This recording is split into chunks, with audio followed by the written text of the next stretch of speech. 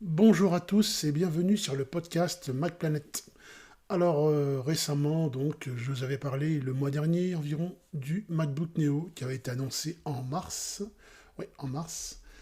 Donc ça a été un choc, on va dire, au niveau de la barre psychologique des prix, puisque le produit est proposé, on le sait, à partir de 699 euros, qui s'en est déjà vendu plus de 5 millions d'exemplaires. Donc, bien sûr, 699 euros pour le prix grand public. Pour le prix étudiant, c'est 100 euros de moins. Donc, qu'est-ce qu'on peut dire sur ce MacBook Neo? C'est ce qu'on va voir ensemble dans ce podcast. Est-ce qu'il faut craquer pour le MacBook Neo ou est-ce qu'il faut tout simplement passer son tour en sachant qu'en ce moment, la liste d'attente, quand vous en commandez un sur sur le site d'Apple, c'est plus d'un mois d'attente quand même. Donc il y a un succès indéniable du produit.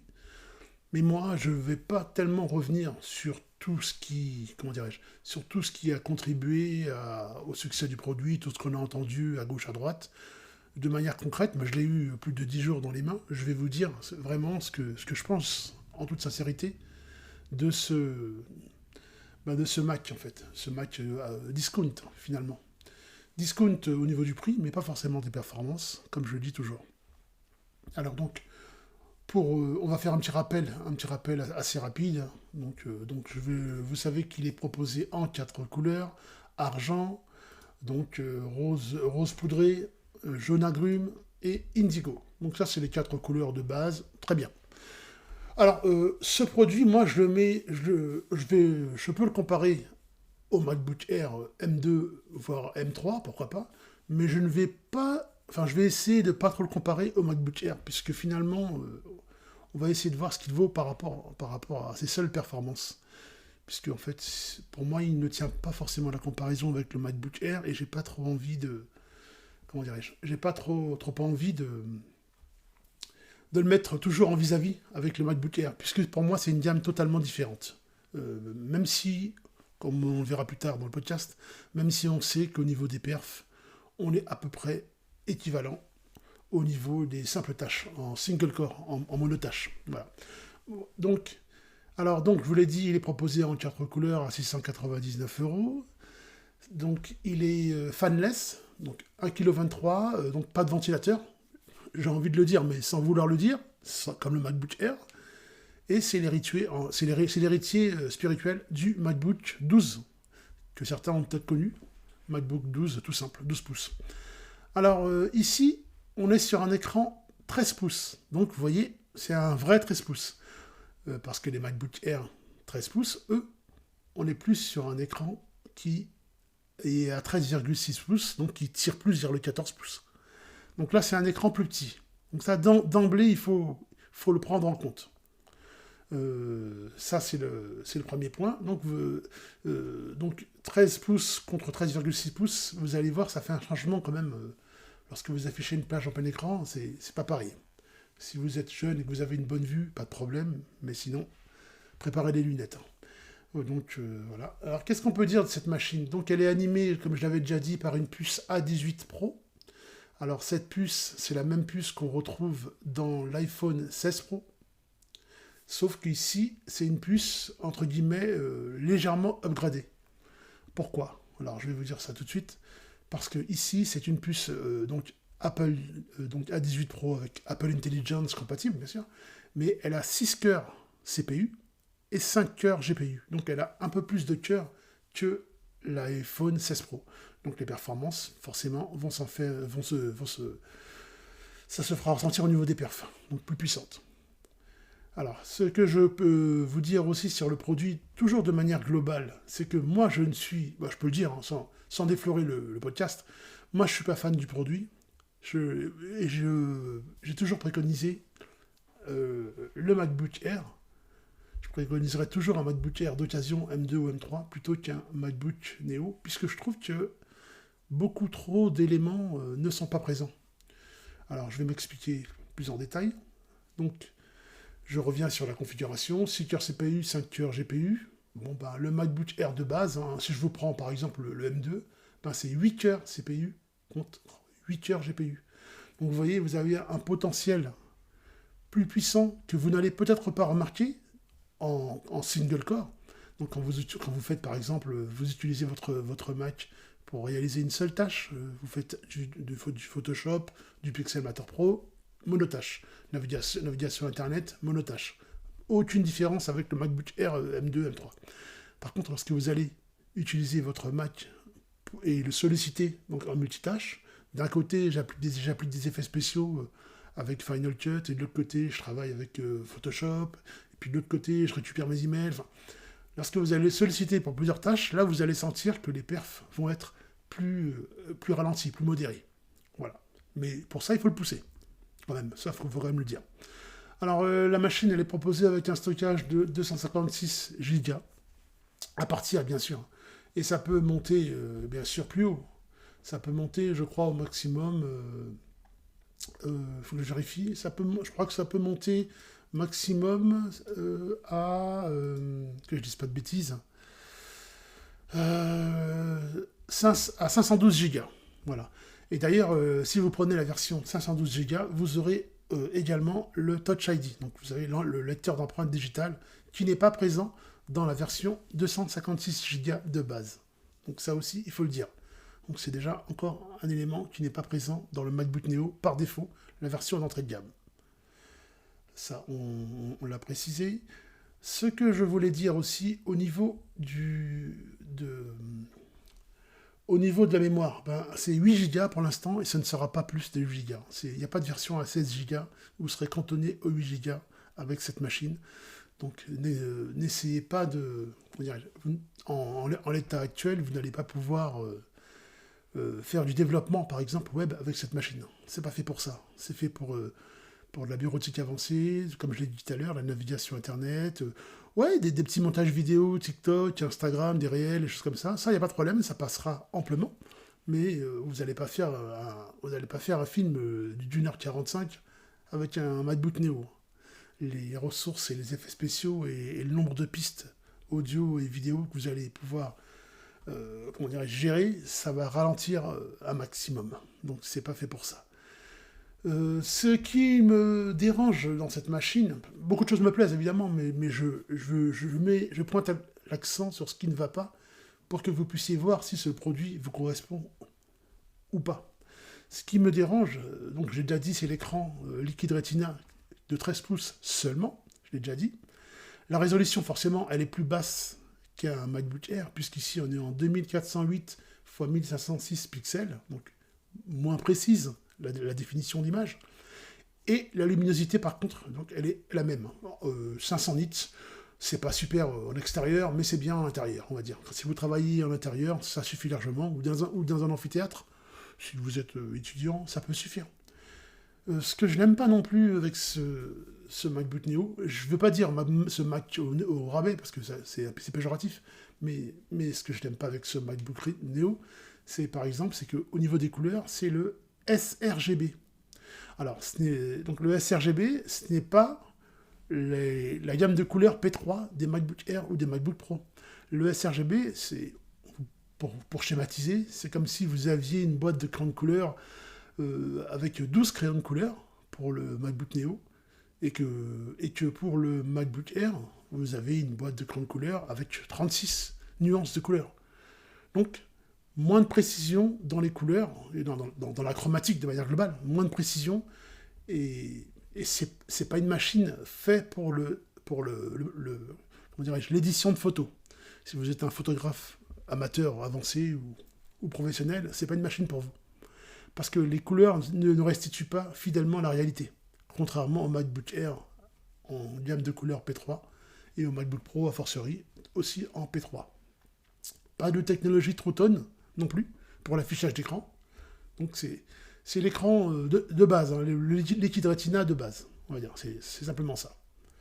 Donc ça, c'est des choses que j'apprécie pas trop. Le clavier, ça vous avez dû l'entendre hein, de gauche à droite. Hein, je l'avais déjà dit de toute façon dans le précédent podcast. Hein, le clavier du MacBook Neo n'est pas éclairé. Que vous preniez la version 256 Go ou la version 512 Go, le clavier n'est pas éclairé. Ça peut être un problème ou ça peut ne pas être un problème. Ça dépend. Si vous utilisez votre Mac dans le noir intégral, ça peut être un problème. Mais si vous avez une lumière d'appoint, bon ben, c'est pas non plus insupportable. Mais enfin, il faut quand même le savoir, on est sur un clavier qui n'est pas rétroéclairé. Autre point intéressant, donc je vous avais parlé un petit peu de la puce A18 Pro, donc en quelque sorte c'est une puce optimisée pour les portables, les mobiles, qu'on a mis au sein d'un ordinateur, donc de portable. Alors au niveau des processeurs, il est 35% plus rapide que les M2, en monocore, en single core, voilà. Ça, il faut le dire. L'autonomie, elle est très correcte, hein, puisque c'est à peu près, en conditions réelles, on va dire 16 heures d'autonomie, avec la batterie de 36,5 Wh. Donc ça, c'est très correct aussi. Vous allez pouvoir travailler une bonne journée de travail, on va dire, ce qui est pas mal. Le système audio, il est aussi très faiblard, comparé au MacBook Air. Je sais que je compare toujours au MacBook Air, mais je suis un petit peu contraint de le faire, puisque faut voir ce qu'on perd avec cette machine. C'est un système audio à 2 haut-parleurs, donc stéréo, tout simplement, avec des haut-parleurs qui, pour moi, ne sont pas de qualité acceptable. Ils ne sont pas de très bonne qualité. Moi, j'ai eu la machine en main, pour moi, j'ai pas trouvé de profondeur dans les basses, rien. Donc les deux haut-parleurs, pour moi, sont largement, enfin, comment dirais-je, sont juste suffisants. Mais c'est pas le système à 4 haut-parleurs dont vous disposez sur le MacBook Air. Donc, pas pareil au niveau du son. Donc, si vous voulez regarder un petit film, Netflix ou autre, bon, ben voilà, hein, vous pouvez éventuellement raccorder un petit périphérique Bluetooth à côté pour avoir un petit son à peu près qualitatif. Parce que le son de base, ça ne va pas trop. Donc, évidemment, pas d'audio spatial, ça c'est sûr. Donc, ça c'est sûr, il n'y a pas ça. Il comporte 2 micros, donc pour l'enregistrement, si vous enregistrez sur votre MacBook Neo, il y a 2 micros. Bon, les MacBook Air, c'est 3 micros. Bah là, c'est 2. Donc, c'est des micros directionnels. Donc, il y a les fonctionnalités d'isolement de la voix, ça c'est sûr. Quand vous êtes en FaceTime ou en WhatsApp, en visioconférence, votre voix, elle est isolée pour que votre correspondant puisse uniquement entendre votre voix et pas les bruits environnants, donc pour ne pas être dérangé. Heureusement, donc, il y a la prise casque 3,5 mm, le jack, donc, ce qui va vous permettre de brancher micro et haut-parleur, externe évidemment.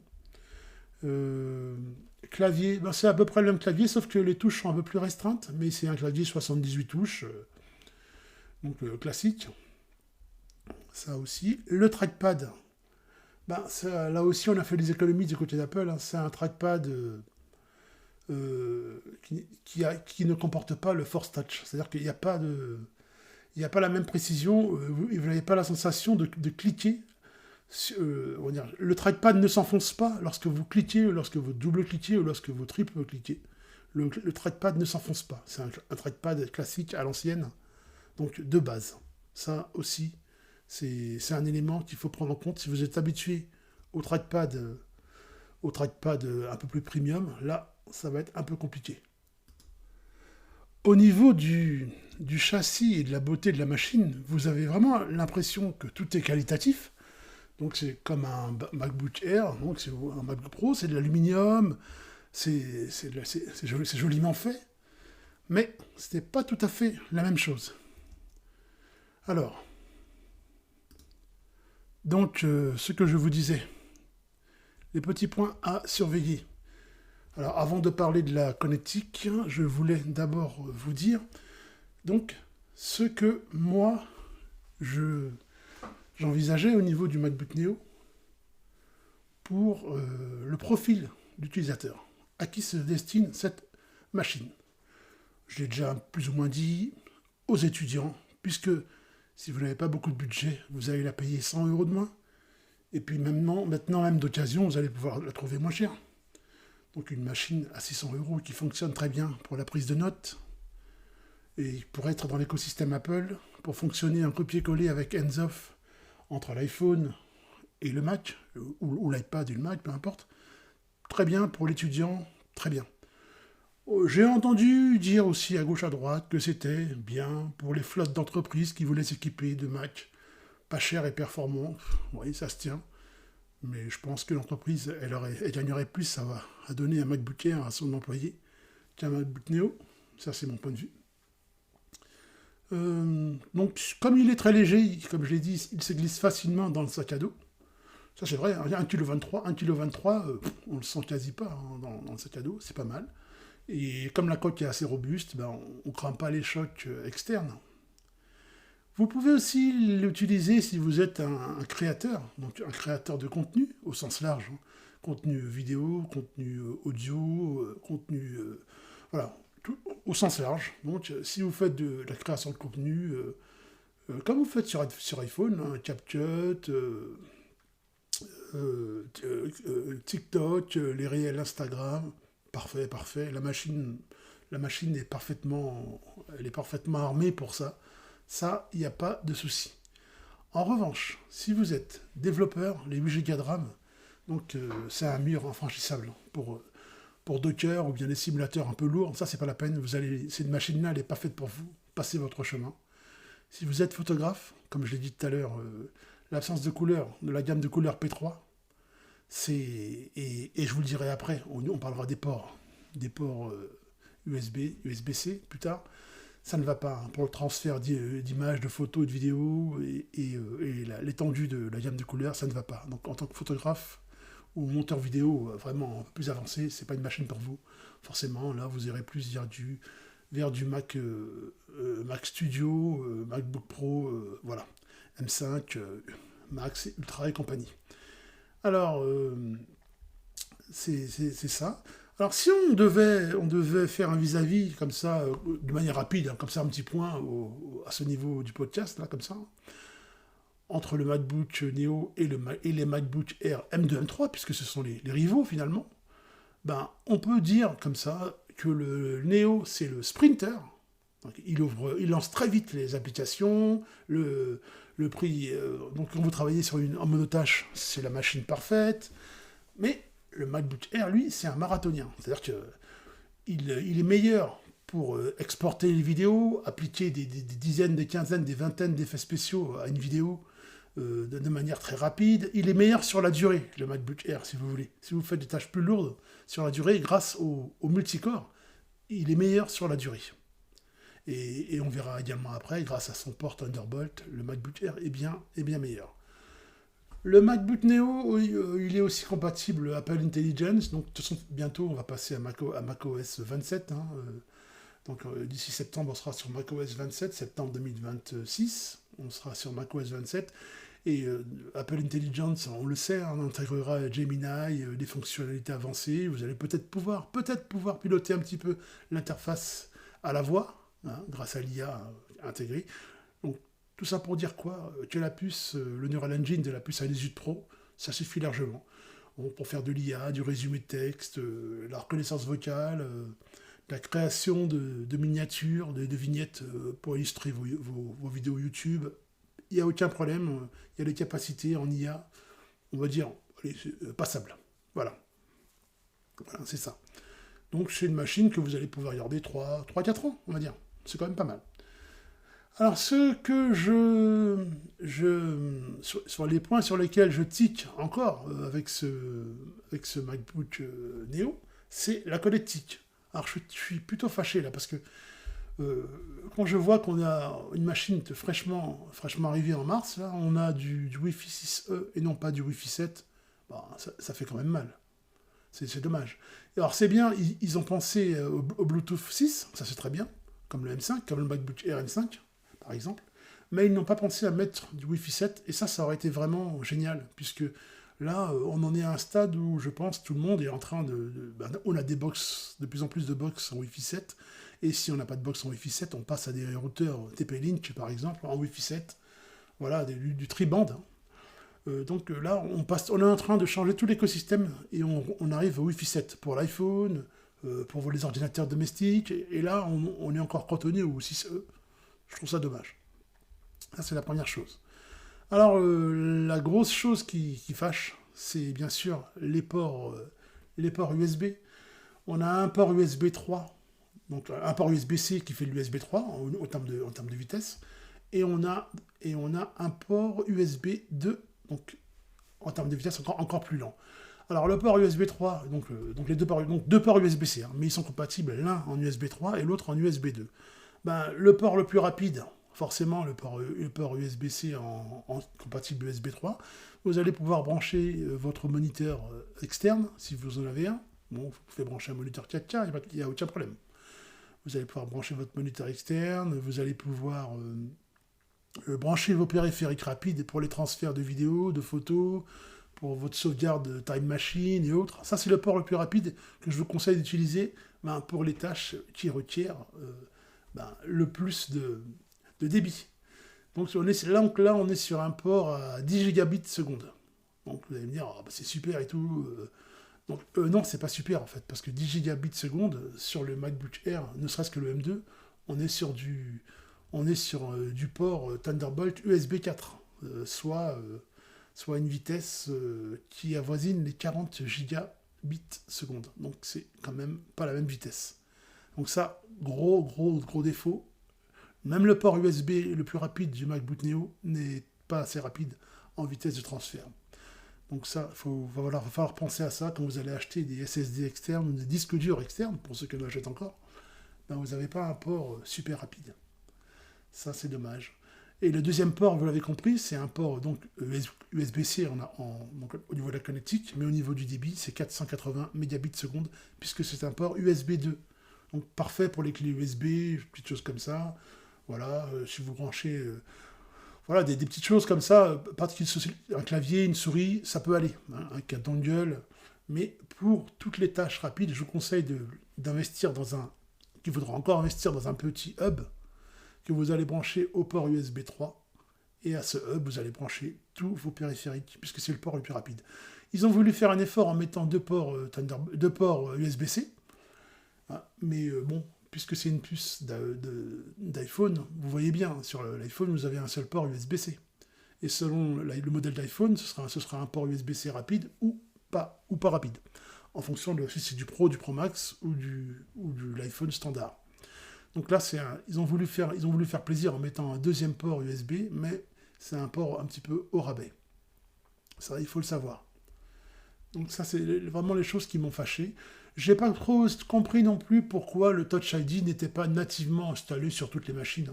Parce que c'est quand même pas mal, ce lecteur d'empreintes. Moi, j'utilise beaucoup sur mon MacBook Air. Ça évite de taper les mots de passe, on pose l'index, on peut faire l'Apple Pay, choses comme ça, vous voyez. Donc ça, c'est quand même dommage de ne pas l'avoir intégré nativement. Mais peut-être que ce sera le cas dans la prochaine version, je ne sais pas. Je ne vais pas m'attarder trop sur la caméra avant. Bon, moi, c'est une caméra pour la caméra FaceTime. Je n'ai pas trop envie de m'attarder là-dessus. Il n'y a rien à dire. L'autonomie, c'est 11 heures en navigation web, donc sans fil. 16 heures en streaming vidéo, donc avec la fameuse batterie de 36,5 Wh. Bon, très bien. Ça aussi, qu'est-ce qu'on peut dire d'autre que j'ai noté? Parce que en fait, j'ai noté plusieurs choses sur ma fiche. Les choses qui m'ont paru les plus pertinentes, hein, évidemment. Donc j'avais déjà dit qu'il était silencieux, ça aussi je vous l'avais déjà dit.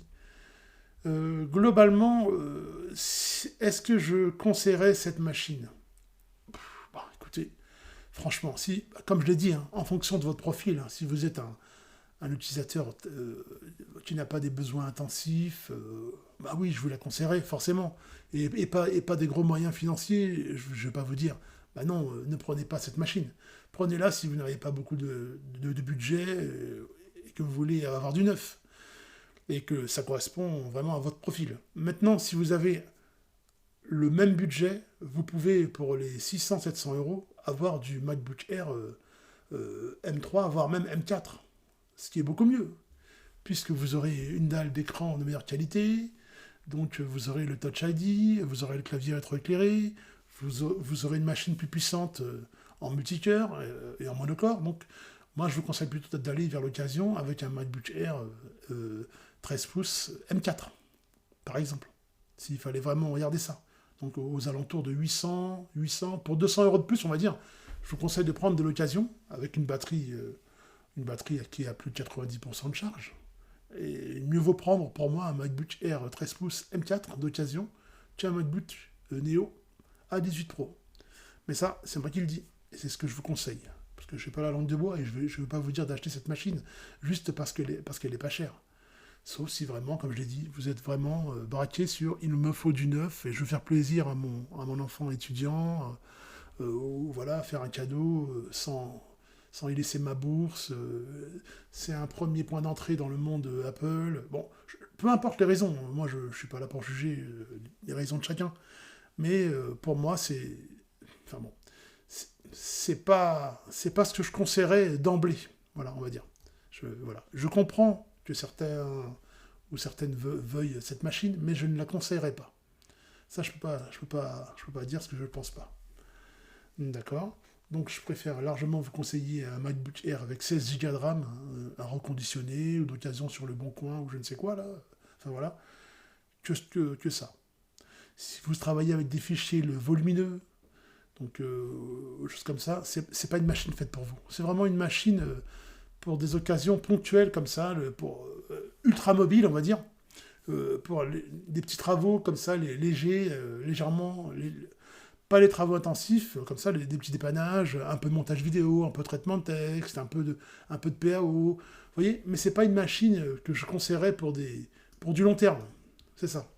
Voilà. Donc ça peut correspondre effectivement, comme je l'ai dit, aux étudiants, mais bon, même l'étudiant, je conseillerais toujours le MacBook Air, mais ça c'est moi qui le dis.